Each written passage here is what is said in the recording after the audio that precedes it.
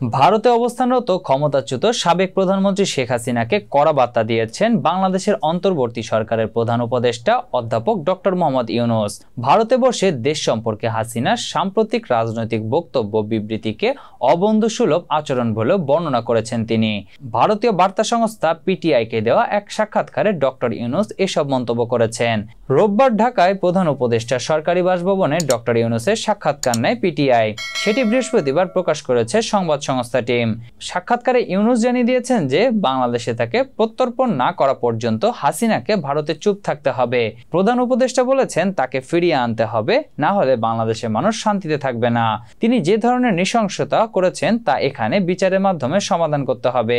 পিটিআইকে দেওয়া ওই সাক্ষাৎকারে ইউনূস জোর দিয়ে বলেন, ভারতের সঙ্গে শক্তিশালী সম্পর্ককে বাংলাদেশ সম্মান করে এবং এই কারণে নয়াদিল্লিকে অবশ্যই এমন ধারণা থেকে বের হতে হবে যেটাতে আওয়ামী লীগ ছাড়া অন্য সব রাজনৈতিক দলকে ইসলামপন্থী হিসেবে চিহ্নিত করে এবং শেখ হাসিনা ছাড়া দেশ আফগানিস্তানে পরিণত হবে বলে মনে করা হয়।